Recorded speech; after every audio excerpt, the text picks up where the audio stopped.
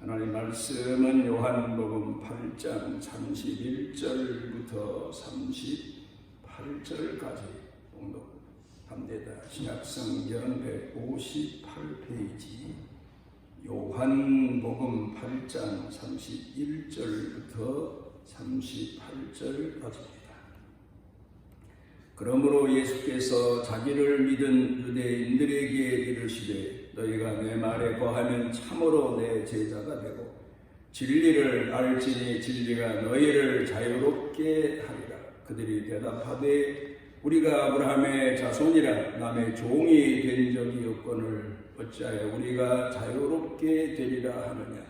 예수께서 대답하시되 진실로 진실로 너희에게 이르노니 죄를 범하는 자마다 죄의 종이라.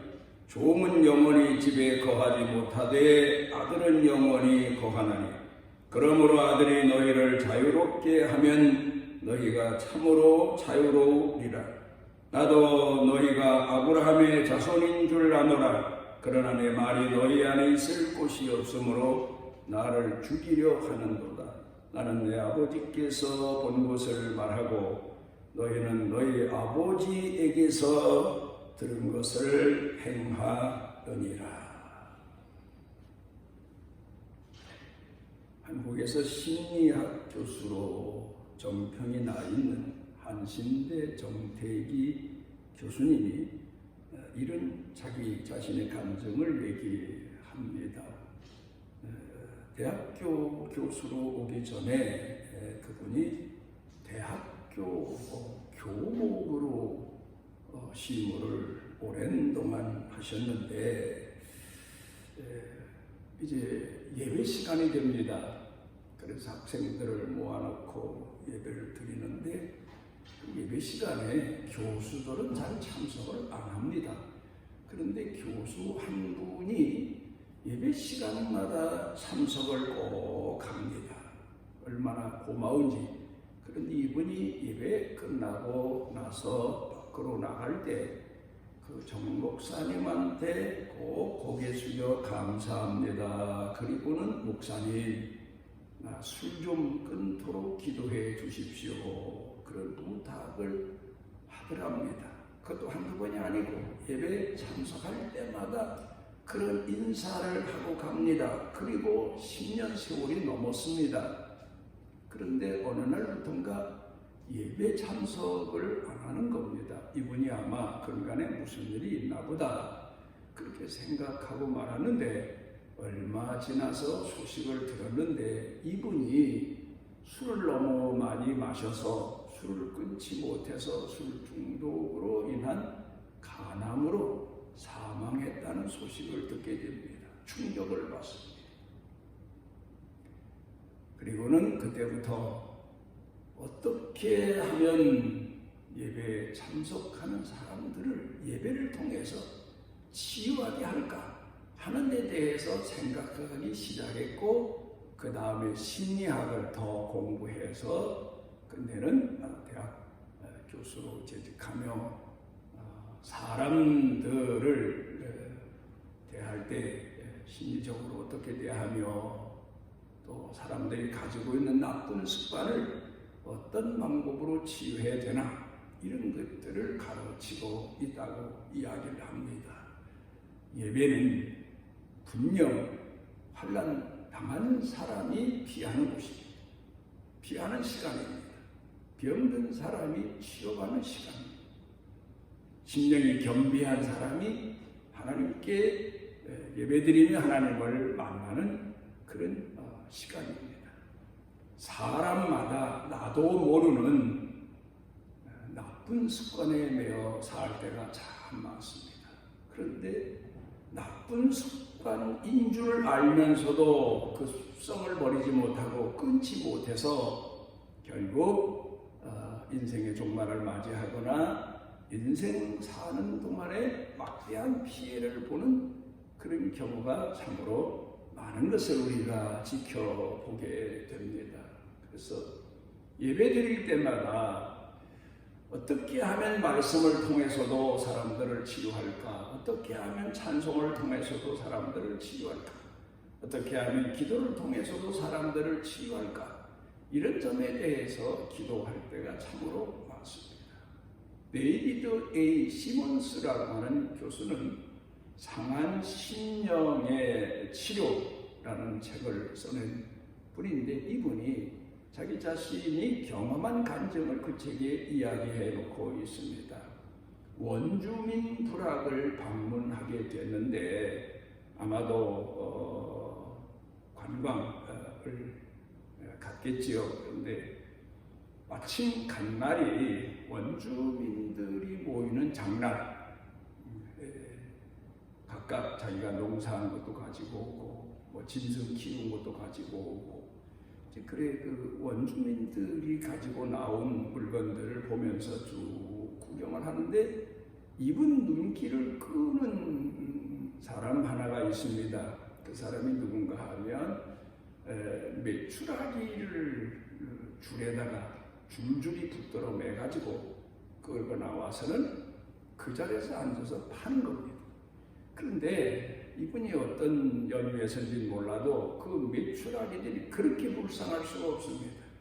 저 사람이 앉아서 팔면 누군가 돈 주고 저 메추라기를 사갈 거고, 사가면 분명 털 뽑히고 장작불에 올려져서 부위가 되고 말 텐데 불쌍하다. 내가 저 메추라기들을 살려주자. 그래서 그 메추라기 팔고 앉아있는 사람에게 그 메추라기를 전부 돈 주고 샀습니다. 그리고는 끌고 동네 조금 지난 곳까지 가서는 그 메추라기들을 발목을 붙들어 맨 줄을 다 끌어주고, 날라가라 날라가라, 너희들 사는 곳으로 가라. 그리고 쫓아내때도 이 메추라기들이 그 자리만 뱅뱅 돌지 전혀 나를 생각을 안 하더라는 겁니다. 그걸 보면서 얼마나 안타까웠는지. 그러면서 이분이 심리학자 아닙니까?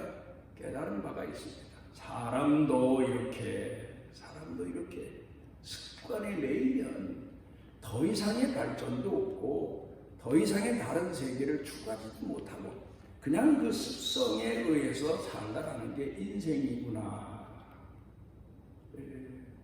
그 나쁜 습성 때문에 자기 영혼이 상하고 영육이 상하고 인생이 상하고 이런 것들을 헤아리면서 생각하면서 책을 쓰기 시작을 했다는 겁니다. 브라이언 트레이시 교수라고 하는 분이 100만 불짜리 습관이라는 책을 써냈는데, 거기서 이런 얘기를 합니다. 사람의 팔자라고 말할까요? 운명이라고 말할까요? 95%가 그 사람이 가지고 있는 습관에 의해서 결정된다. 습성에 의해서 결정이 된다. 그런 얘기를 합니다. 사람이 무슨 일을 할 때 생각을 합니다. 어렸을 때에는 별로 깊은 생각을 하지 않지만 어떻든 부모가 지시하는 대로 따르기도 하고 제 생각대로 행동하기도 하지만, 처음에는 생각에서부터 누군가 지시하면서부터 행동이 시작되지만, 행동이 반복되면서 습관이 되고, 습관이 반복되면서 체질화되고, 그 체질화된 것이 결국은 그 사람의 운명을 결정하게 된다. 이런 얘기를 써놓고 있습니다. 그래 어떤 사람들을 만나보면 우선 화부터 내는 그런 사람들이 있습니다. 그러니까 습관이라고 하는 것은 어느 시점을 지나게 되면 자기 자신이 통제를 못하게 된다는 거예요. 자연스럽게 그냥 아무 생각 없이 의식 없이 행동에 옮겨지는 게 습관이라는 거예요. 그래서 화를 자주 내는 습관을 가진 사람은 어떻든 좋은 일이든 나쁜 일이든 화부터 낸다는 거예요. 또 그런가 하면 어렸을 때부터 게으름이 습관화된 사람은 아무리 좋은 기회가 와도 그 게으름 때문에 그 좋은 기회를 놓치고 마는 경우가 참 많다. 이런 얘기를 하고 있습니다. 오늘 성경 본문에서 예수님께서 자유에 대해서 말씀을 하십니다. 자유. 사람이 자유한다는 게 얼마나 복인가. 그리고 이 자유에 대한 비밀을 예수님께서 많은 사람들에게 가르쳐 주시고 계십니다. 우선 오늘 성경 본문에서 말씀하고 있는 내용을 보게 되면 자유라고 하는 것은 심령의 자유, 자기 자신 인생의 삶에서 얻어지는 자유를 말합니다. 이런 이 자유는 자기 스스로 가지는 게 아니다. 쟁취하는 게 아니다. 스스로 얻을 수 있는 게 아니다. 자유라고 하는 것은 은혜 가운데 주어지는 것이다. 이걸 가르치고 설명하시고 계십니다. 빌리그램 목사님이 전도 선교를 부흥회를 하시면서 많이 인용한 얘기가 사람이 대홍수가 나서 물에 떠내려간다. 그러면 내가 무슨 얘기를 해도 무슨 발버둥을 쳐도 내가 가지고 있는 최선의 노력을 다해도 그 홍수 물살을 가르고 나올 수는 없다. 누군가가 밖에서 밧줄을 던져주어서 그 밧줄을 잡게 하든지 아니면 누군가가 자기 자신의 머리채를 붙잡아서 끌어내야 비로소 떠내려가는 사람이 구원을 받게 된다. 그런 비유적인 설명을 했습니다. 그게 무슨 얘기인가 하면 사람은 자기 자신의 구원을 성취할 수 있는 존재가 아니라는 겁니다. 인생을 살아가며 세월에 떠내려가는 게 인생인데 세월이라는 홍수에 떠내려가는 게 사람인데 발버둥을 쳐도 안 되고 선을 행해도 안 되고 별별 방법을 다 써도 안 되고 외부로부터 사람이 아닌 홍수에 떠내려가는 사람에게 구원의 줄이 던져져서 그 구원의 줄, 복음의 줄을 잡고 나와야 된다. 누군가 외부의 힘이 인간 아닌 신적인 힘이 주어져야 성령의 능력과 말씀의 능력이 주어질 때에 비로소 구원을 받는다. 이런 얘기를 하고 있습니다. 오늘 성경 본문 말씀 가운데서 예수님께서 일깨워 주시는 말씀이 진리를 알지니 진리가 너희를 자유롭게 하리라. 진리를 알지니 진리가 뭡니까? 사회적인 사람들은 일상적인 언어로 진리하면 여러 가지 얘기를 하지만 철학자가 말한 것, 무슨 성형분자가 말한 것, 과학자가 말한 것, 이런 것들, 과학적인 것, 이런 걸 진리라고 하지만 오늘 성경 본문에서 예수님께서 말씀하고 계신 진리는 하나님의 말씀입니다. 말씀을 알지니 말씀을 너희가 너희에게 자유케 하리라. 말씀이 너희에게 자유를 주리라. 말씀의 능력이. 요새 운전하고 다니면 시내를 운전하든 고속도로를 운전하든 참 하나님 말씀을 많이 가슴에 품고 그리고 운전을 합니다. 용서, 포용, 배려. 이게 아니면 운전 시작하면서 운전 끝날 때까지 화를 내고 요구를 하고 그런 사람들 많지 않습니까? 전에는 젊었을 때에는 나를 못 다스려서 내가 보다 더 깊은 진리가 없어서 어떤 사람이 목사님 참 이거 예수 믿는 사람으로서 부교육자 중에 와서 그런 얘기를 합니다. 운전하고 다니면 화가 치밀어서 못 다니겠습니다. 그래서 그럴 때 내가 우스갯소리로 그러냐고, 그럼 화를 푸는 방법 하나 있다고. 누군가 운전을 지구적으로 한다든가 아니면 기브리를 밟는다든가 아니면 추월한다든가 막 화를 내고 싸움을 걸려고 하면 창문을 내리지 말고 창문 닫은 채로 웃으면서 손을 하나 들고 그리고 나쁜 놈 그리고 가면 화가 좀 풀린다고 그랬더니 그게 명답이라고. 그랬는데 요새 나이가 들고 보니까 그것 가지고는 아닙니다. 용서하자 7번씩 70번이라 그래 배려하자. 그런 마음을 가져야 내 정체성을 잃지 않고 내 목적지를 무사히 가고 내 마음이 상하지 않을 수가 있더라고요. 결국 오늘 사는 인생도 그렇습니다. 사는 인생도 우리에게 시험을 주는 사람들이 얼마나 많습니까? 내 삶에 내 주변에서 그때 방법은 하나님 말씀 안에 거하는 겁니다. 배려하고 용서하고 7번씩 7번이라도 용서하고 이해하고 포용하고 그러면서 살 때에 내 인생이 흔들리지 않고 신앙이 흔들리지 않고 내 마음속에 하나님을 향한 믿음이 존재하게 되는 그런 경험을 많이 할 때가 참 많습니다. 오늘 성경 본문 말씀 가운데 보면 죄를 범하는 자마다 죄의 종이니라 34절에서 말씀하십니다. 죄가 뭡니까? 우리는 죄하면 남의 걸 훔친다든가 남을 죽였다든가 남에게 못되게 굴었다든가 이런 거를 죄라고만 생각합니다만은 성경 본문을 통해서 우리가 생각하게 되는 것은 욕망대로 사는 것, 인간들의 생각대로 사는 것, 습성대로 사는 것, 이게 다 죄예요. 하나님의 말씀을 벗어나서 사는 것, 이게 다 죄더란 말입니다. 그러면 내 인간의 욕망대로, 내 인간의 습성대로, 내 인간의 생각대로 살다 보면 하루 종일 죄를 짓게 되고 화를 내게 되고 분노하게 되고 남을 욕하게 되고 방법은 하나님 말씀대로 사는 겁니다. 에덴 동산에서 하나님은 아담과 하와에게 선악과를 따먹지 말라. 에덴 동산의 법칙은 따먹지 않았으면 됐습니다. 그 마신 것을 행하지 않았으면 됐습니다.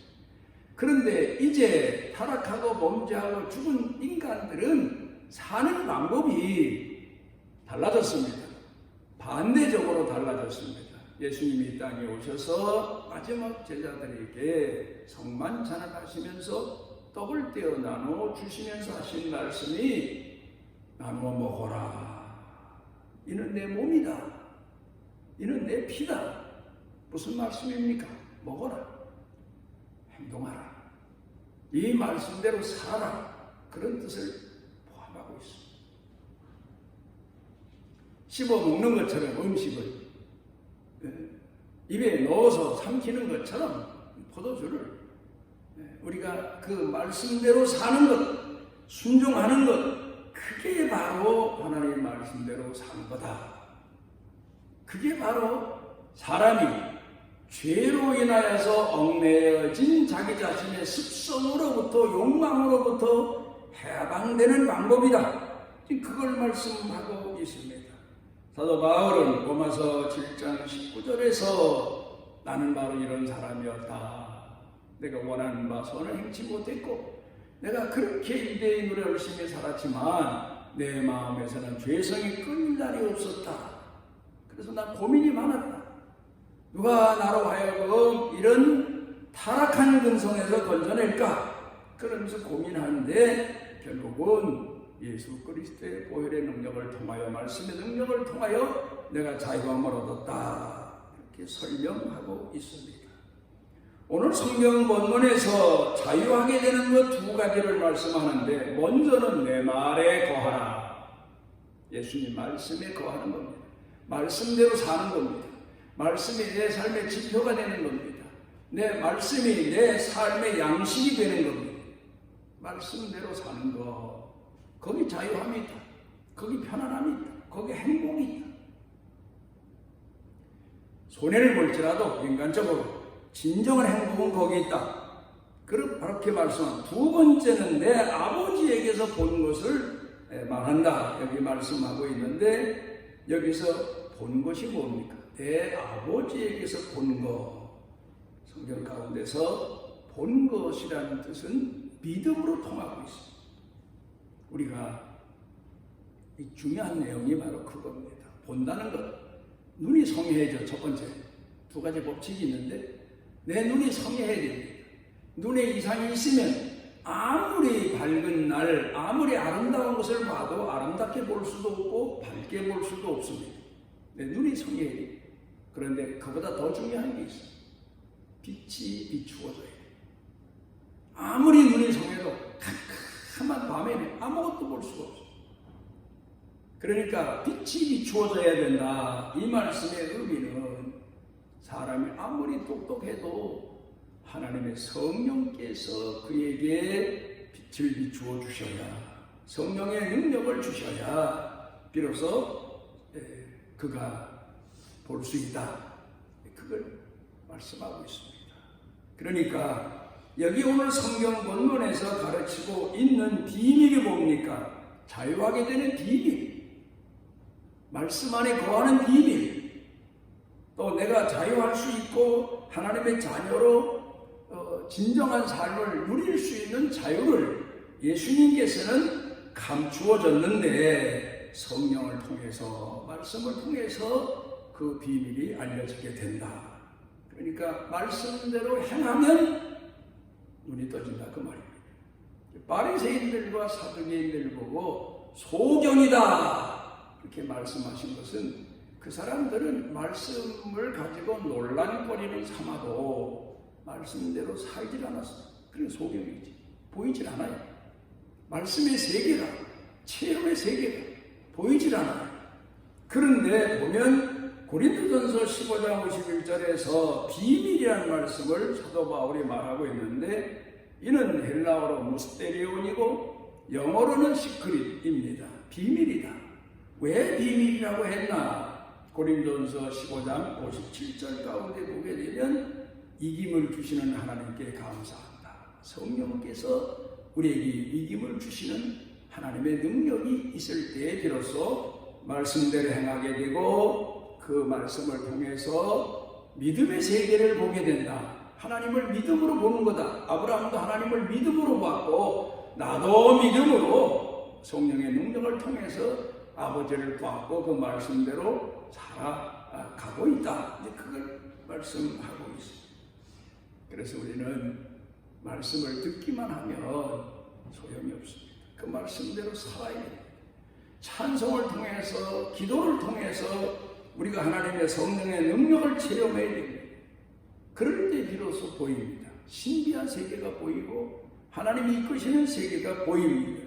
말씀대로 행하는 것, 말씀의 능력, 오늘 그걸 여기서 가르쳐 주시고 있습니다. 우리는 대부분 듣기만 하면 듣는 것으로서 신앙생활 다 한 줄 알지만 순종하지 않으면 그 말씀은 내게 와서 아무 기적도 능력도 나타나지를 못해서 하나님의 세계도 보지를 못하고 하나님의 능력도 체험하지를 못하고 하나님께서 이끄시는 하나님의 손길도 보지 못하게 되고 맙니다. 그러니까 우리는 하나님 앞에 말씀을 받을 때에 그 말씀을 하나님 말씀으로 성령의 능력으로 받고 나아가서 실천할 때 땅에 씨앗을 심으면 싹이 나서 자라서 결실하는 것처럼 말씀대로 살 때 하나님이 주시는 신비한 세계를 보게 되고 체험하게 되고 하나님과 동행하며 진정한 자유를 누리는 나 자신을 이기고 승리하는 신앙인으로 살아갈 수가 있는 겁니다. 오늘 우리를 주의 전에 모아주시고 하나님의 말씀을 마음에 또 새길 수 있도록 은혜 주셔서 감사를 드립니다. 하나님의 말씀을 논란거리로 삼아 신비한 세계를 보지 못하는 것은 순종자들에게만 주신 신비한 하나님의 은혜와 능력이 있기 때문임을 마음에 새깁니다. 주님 기도하옵는 것은 우리도 말씀대로 순종자가 되게 해주셔서 진리를 본 자로 진리를 체험한 자로 오늘을 살며 하나님 앞에 감사 찬양하는 축복의 은혜가 넘치게 하옵소서. 예수님 이름으로 기도드리옵나이다.